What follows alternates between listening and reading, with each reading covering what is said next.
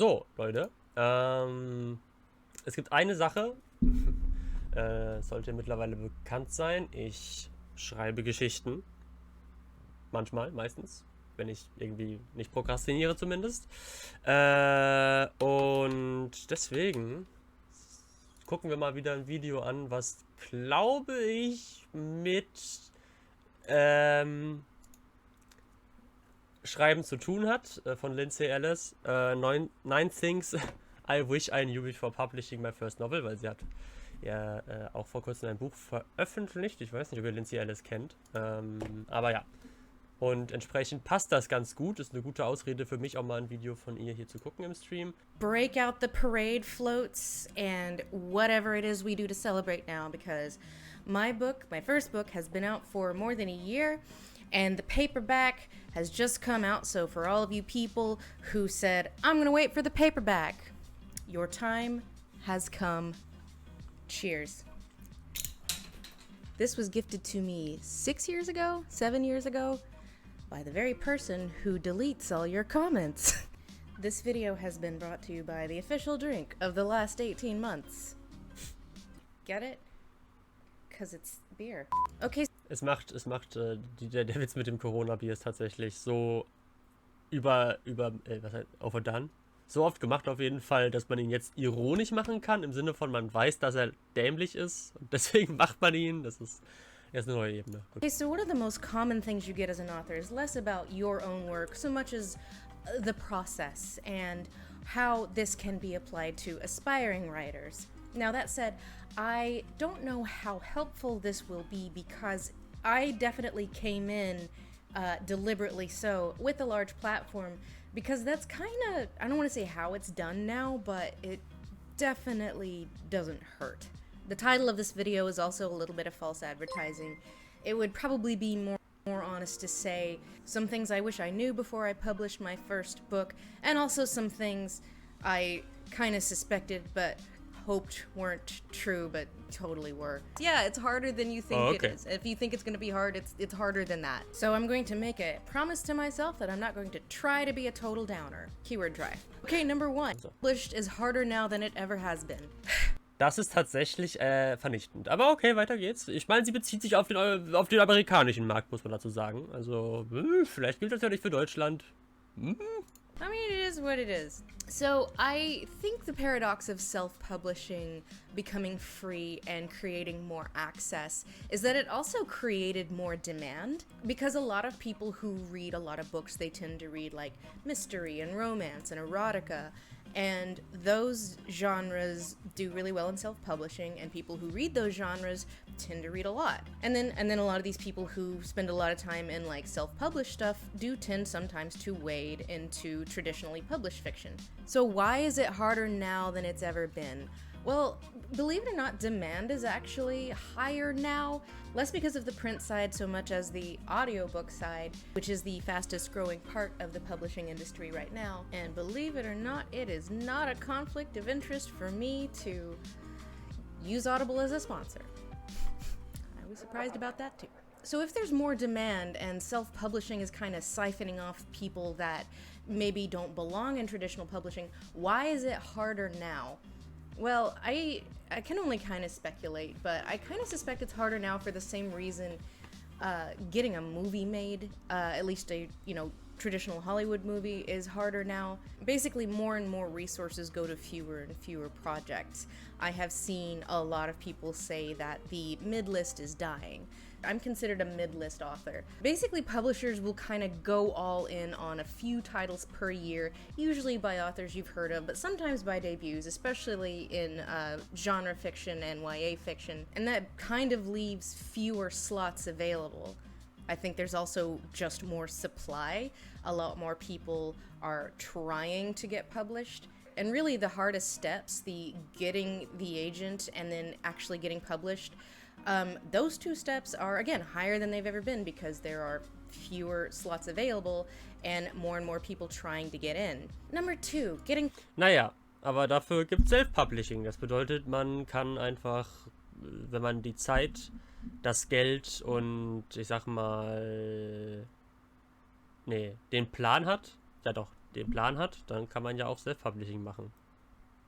Ohne, ja gut, ich will nicht sagen ohne größere Probleme, weil ich selbst kenne mich mit Self-Publishing nicht so aus. Aber es gibt dann ja leider schon Sinn, dass es natürlich schwieriger ist, veröffentlicht zu werden. Wobei ich nicht war das jemals einfach? Wahrscheinlich nicht. Hat sie aber auch nicht gesagt, dass es jemals einfach war. Also, jo. Published does not mean you've made it. I mean, it Ja, okay, das habe ich jetzt auch schon öfters gehört, leider. means you've been published, but like that doesn't guarantee you a career. And I feel like a lot of people have this misconception that like if you get a book published once, you're in the club and you're gonna be fine. And it's not true. Being an author is a constant struggle, and I know very few authors where that's their only job. And the ones I do know are like, you know, John Scalzi, literal millionaires who published like 500 books. Oder Stephen King. Does happen is you might get published, you might have a lot of friends and contacts in the industry, but then for whatever reason, maybe tastes change, the genre you write in isn't like hot anymore. Just because you sold a book before to a major publisher doesn't mean you'll have an easy time from here on out. So no head? Number 3, if you Was war das jetzt? Wie mit so ziemlich allen kreativen Berufen, es gibt auch immer ein paar wenige, bei denen es läuft und alle anderen strugglen auf ewig. Ja, das ist leider so, ja. If you want something done, you've got to do it yourself, because your publisher won't do it for you. What I mean by this is if you need research, if you need a lot of editorial assistance, if you need inspiration, they're not gonna do it for you. Okay, Inspiration, nee. Aber ich dachte, das ist exakt das, was ein Verlag tut. So, Editorial ist ja, oder? Das ist doch, Editor, das ist doch Korrektur. Korrektorin. Oder?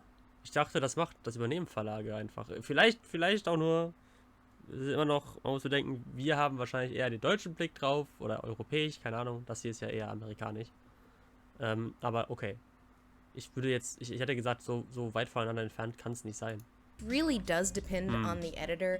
I've known of editors who are very hands-on and arguably take on more than they can handle, both like emotionally and in terms of workload, and they spend a lot of time with their authors just like brainstorming and workshopping.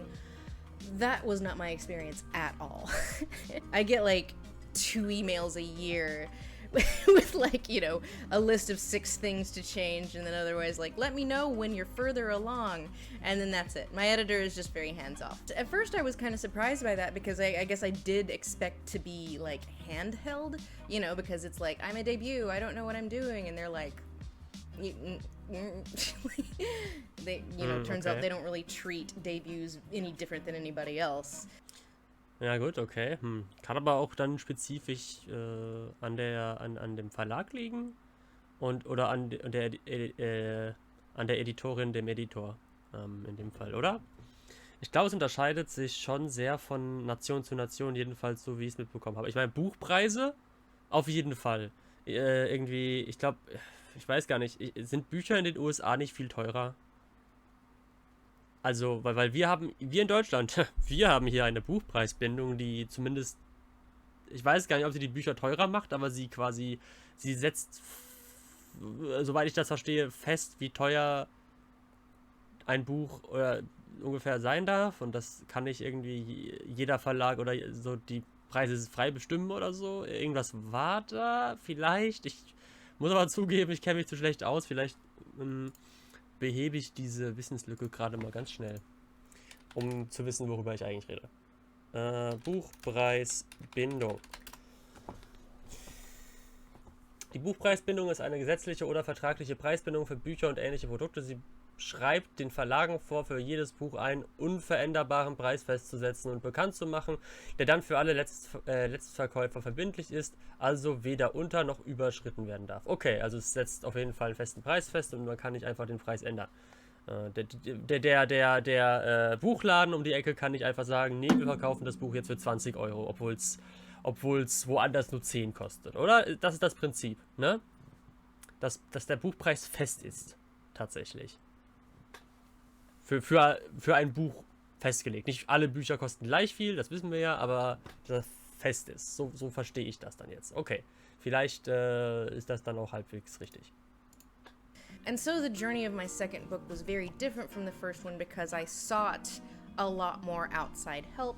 I hired outside editors, I hired sensitivity readers, and I don't want to say like that's a big regret I have with the first book because I guess that was sort of a lesson you kind of have to learn. Aber das klingt schon irgendwie komisch, dass man als Autorin da irgendwie noch einen Editor, also frei gewählt, dass sie das machen musste oder es für nötig hielt, nochmal quasi wen anders zu hiren, keine Ahnung. But I feel like it really shows, like from book 1 to book 2, like just sort of like the flow of the story and the quality of the prose. I think it shows that I had a lot more input for book 2 than I did book 1. Which brings us to number 4. It's really not a solo effort. I used to wonder, why are acknowledgements so long at the back of books? It's because you need help. And I know that's not, like, I guess there's like, you know, those unicorns out there that like just push out a draft and then it's done and then they don't really need much help. But also I don't think they're trying to write the great American novel. You know, they're just trying to have a career, like book, moving on, next book, moving on. Yeah, but it's just like, it's okay to ask for help, even though like you're gonna get shot down, especially if you're like researching and, you know, you need to like reach out to someone who's an expert in something, which I didn't do very much in the first book, like hardly at all, but I did a lot in the second book. Because, you know, especially like for science fiction, it's kind of embarrassing, be like, yeah, hi, lawyer friend, mind if I use your degree that you spent many years acquiring, walking through the thought experiment of what giving, I don't know, what the legal question of aliens in America might look like. I don't know, just throwing it out there.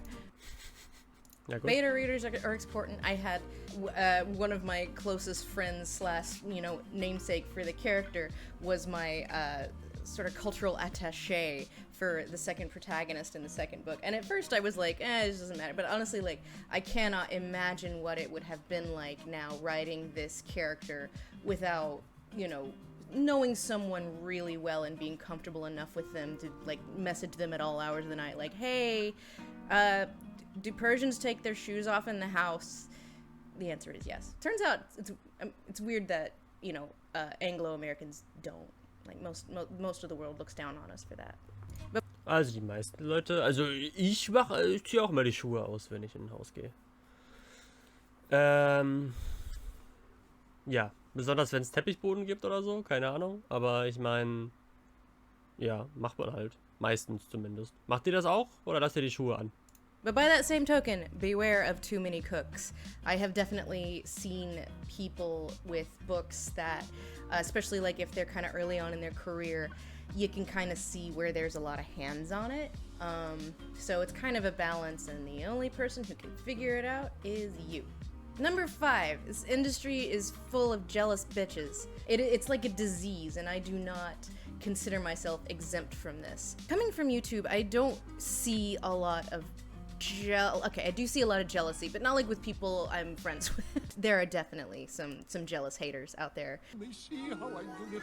But like the people I've known and worked with for a lot of years, it's rare that you see like, oh, so-and-so has overtaken me in subs, that means I suck, or wow, I wish I could have done that. Like, I definitely see that, and it always kind of pings my, like, you know, tiny red flags when people kind of go into, you know, a semi-collaborative medium with that mindset. But for the most part, I feel like, at least in my little enclave of YouTube, people are pretty good at not seeing other people's successes as reflective of their own failure or lack of success. That is not always true.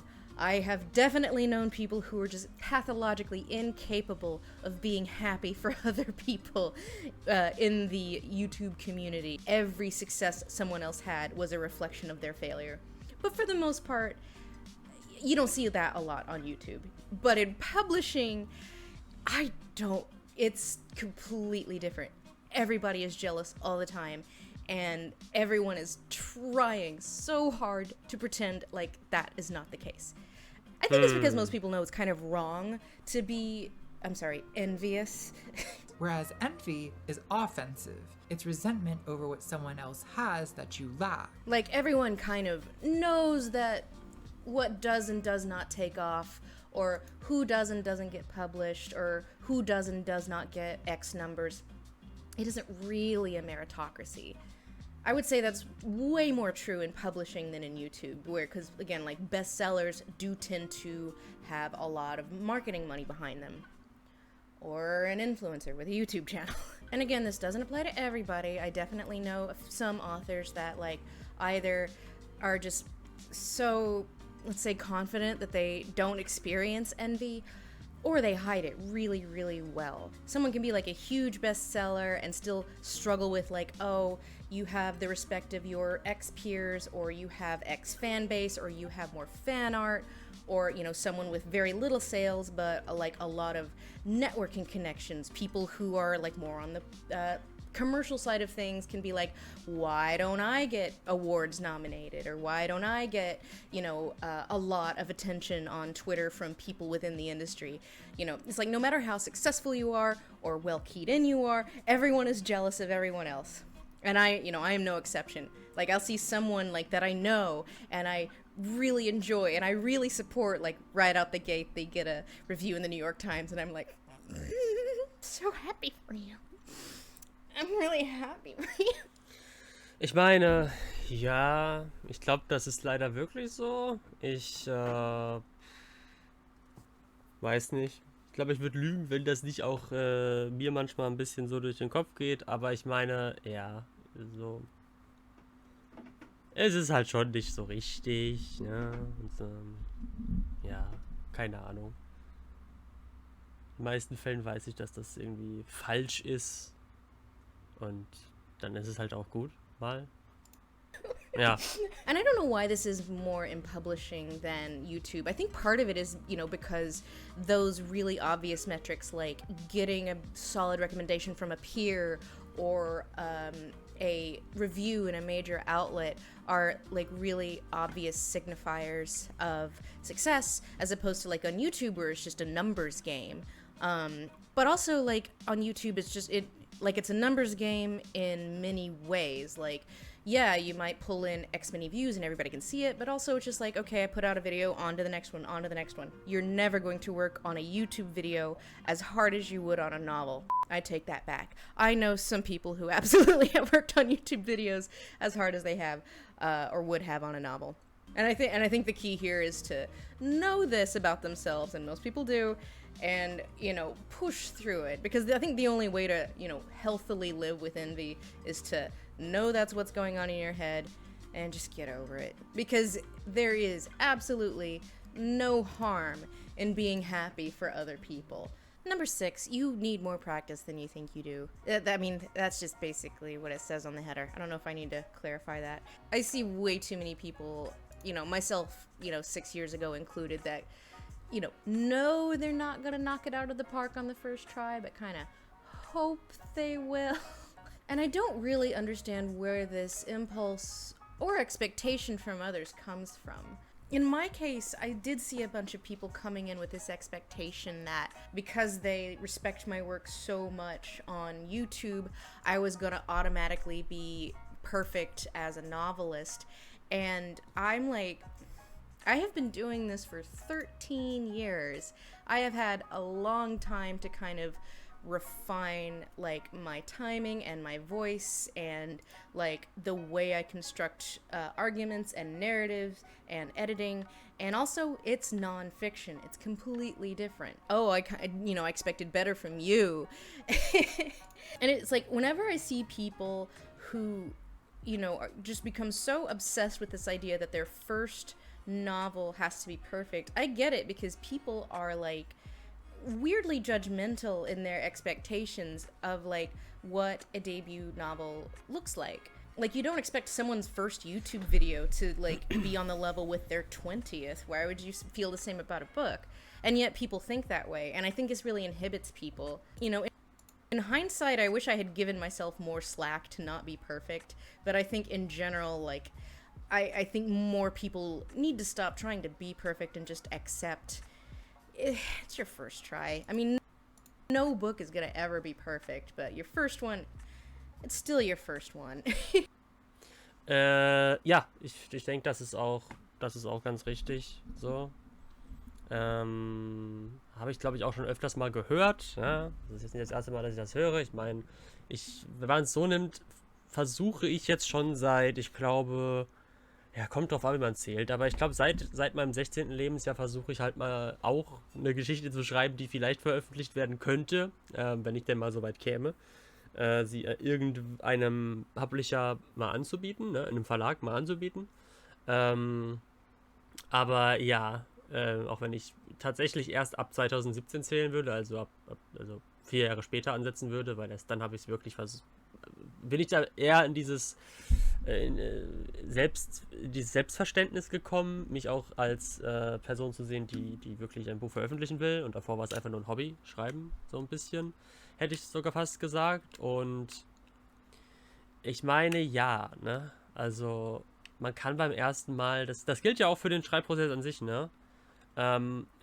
Ich denke, die meisten, die schreiben, gehen daran und sagen, hey, es muss sofort perfekt sein. So, die Rohfassung muss perfekt sein und das ist ja in gewisser Art und Weise verständlich, aber auch in letzter Konsequenz toxisches Mindset, weil es halt, naja, sehr schnell davon eingeholt wird, dass es nicht perfekt ist, weil die Rohfassung kann niemals perfekt sein. Die Rohfassung von allem ist immer die schlechteste, sag ich mal, Version von einem Werk, ja, bei einer Geschichte.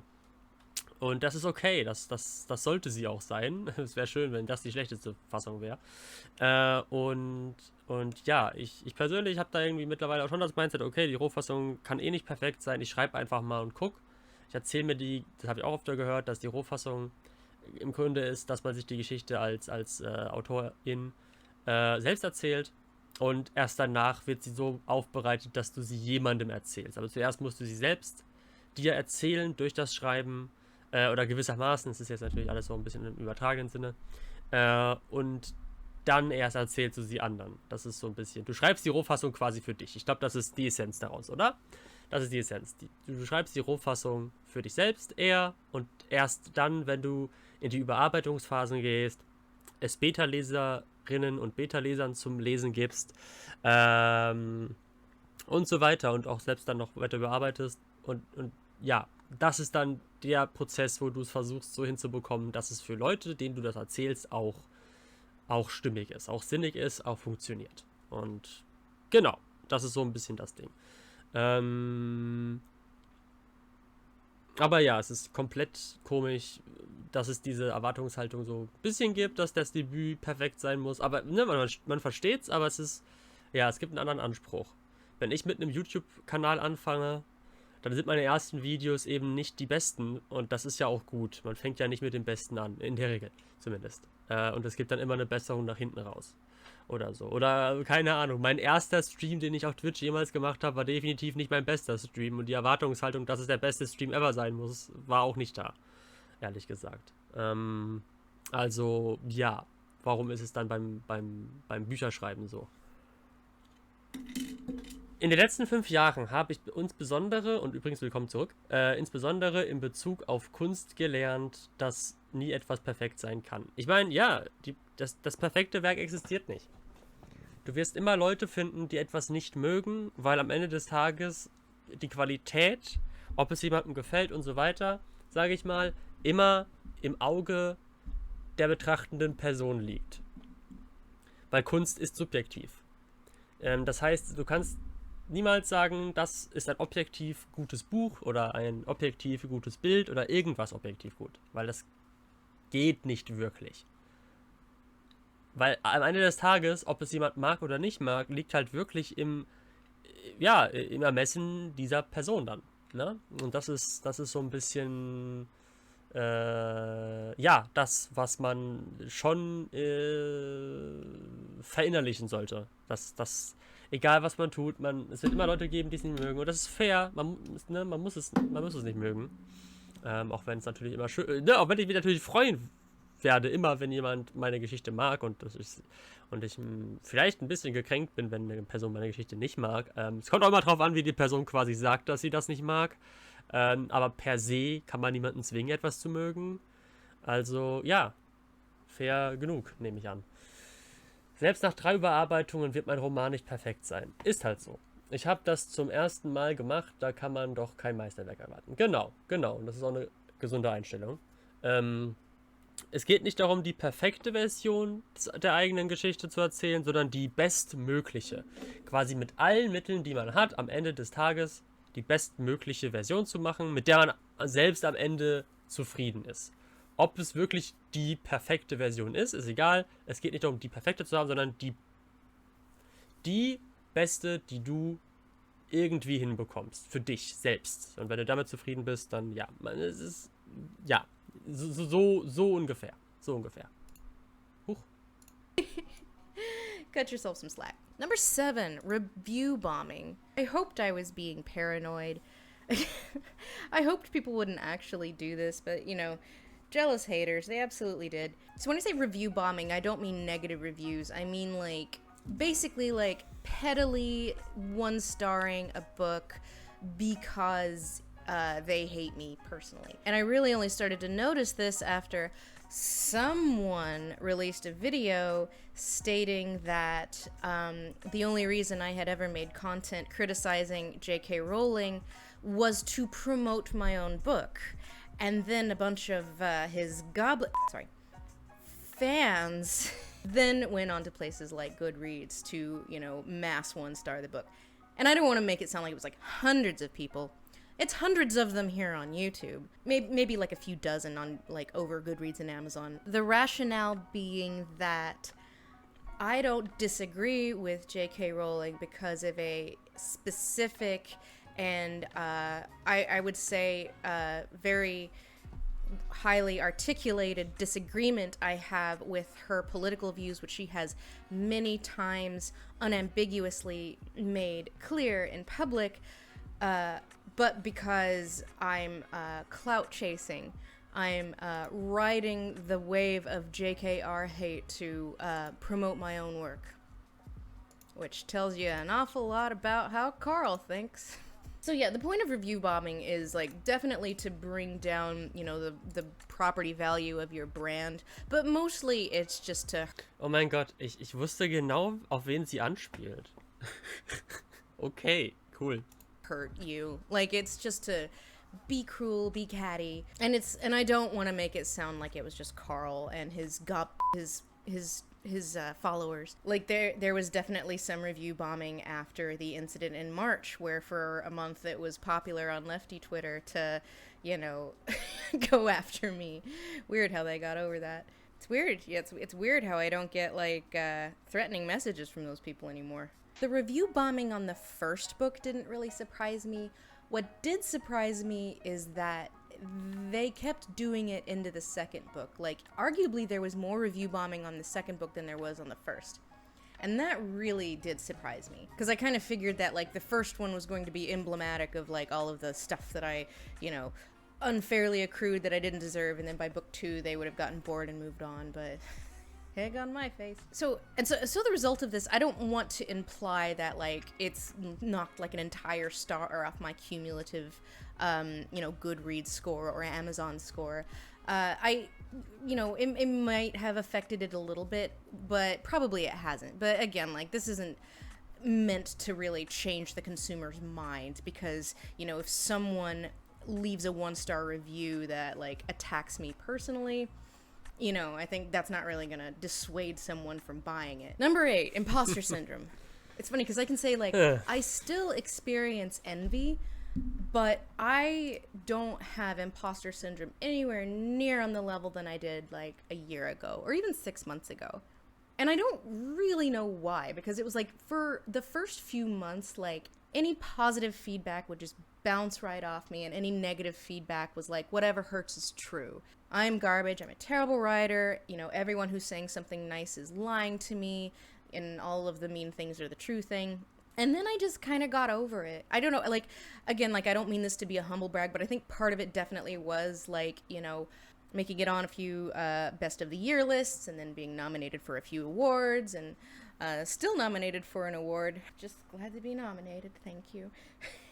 I know that comes across as a humble brag, but the truth is that, like, yeah, honestly, like, validation from, like, you know, institutions did kind of help me, you know, get over it. But honestly, the thing that really made me get over it was, like, finishing the second book and just kind of, like, feeling secure unto myself. Like, I was like, you know, I know some people aren't gonna like the direction that I went with it, especially people who liked the first book. The tone is very different. The characters are pretty different. You know, I've seen people compare it to Uncut Gems.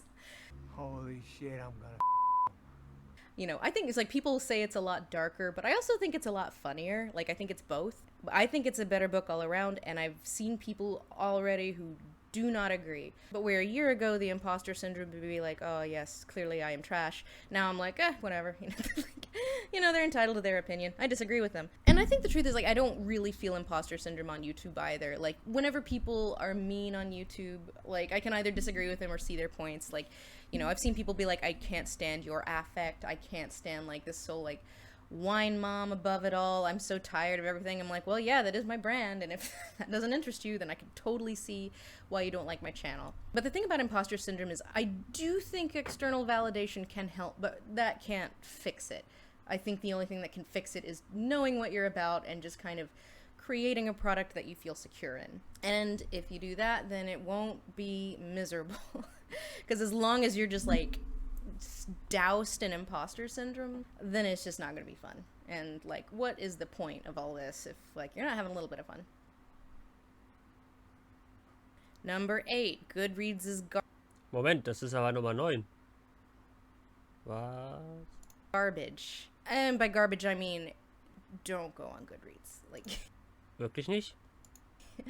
here's the thing, Goodreads is not for authors. It is not for you. It is for readers. And so Wobei, ja, also vor kurzem habe ich in der, ich sag mal, deutschen Buchbubble, wenn ich das jetzt mal so nennen soll, mitbekommen, dass das wirklich ein Problem wurde, dass dadurch, dass LeserInnen oder in dem spezifischen Fall LeserInnen ihre Meinung halt zu einem Buch gepostet haben in der Goodreads Review und die Autorin oder der Autor, es war eine Autorin, glaube ich, in dem Fall, das gesehen hat oder so auf Twitter oder keine Ahnung und dann unter der Review gefragt hat, ja, was ist denn das Problem oder? Also nicht 1:1 so passiert im Sinne von, wie nennt man das? Ich paraphrasiere sehr, sehr grob, was ungefähr, glaube ich, war. Und keine Ahnung, es ist auf jeden Fall, ja, da ist was dran. Ich glaube, es tut nicht gut, die ganze Zeit irgendwie die Möglichkeit zu haben, zu sehen, was Leute von dem eigenen Buch halten, was man geschrieben hat, weil, naja, das macht einen halt verrückt, irgendwie, wenn es schlechte Reviews sind, so. Und es ist auf jeden Fall, es gibt Leute, die ziemlich drastische Verrisse schreiben und so weiter, aber die schreiben sie nicht, um sie dem Autor oder der Autorin vor den Latz zu knallen, eigentlich. Entsprechend weiß ich nicht, ob man diese Verrisse überhaupt als Autorin oder Autor sehen sollte. Ja. So, unless it's... Es gibt auch immer immer Leute, die was zu meckern finden. Genau. Und ja, ich meine, gutes Recht und so weiter. Manchmal kann man sagen, es ist wirklich absurdes Nitpicking oder so. Keine Ahnung. Manchmal merkt man, glaube ich, dass die Person einfach auch die Person, die das Buch geschrieben hat, nicht mag. Und dann einen sehr gebiasten Eindruck schon bekommen hat oder so. Manchmal klingen Reviews auch so, als wollte die Person das Buch nicht mögen. Wo man sich fragt, okay, warum hast du es dann überhaupt so weit gelesen oder gekauft oder keine Ahnung, wenn das eindeutig nicht das ist, was du normalerweise liest. Aber egal. Man darf das sagen. Man darf möglicherweise negative Reviews verfassen. Die Frage ist halt, ob man dann die Autorin oder den Autor adden sollte. Sollte man, glaube ich, nicht. like a Q&A or something. This is a conversation that you were Und manche machen das anscheinend. Das ist der Punkt. not invited to. You know, because people have the right to have their extremely, extremely hyperbolic opinions in one direction or the other, and without you, like, getting involved with them. because it's really, really easy to get obsessed with. And I learned really, really early on, like before the first book even came out, like when it was still in like the arc phase, that I'm just like, look, for my own mental health, I have to stay off Goodreads. So stay off Goodreads. Good luck out there, all you aspiring novelists, you. Danke. Okay, ja gut.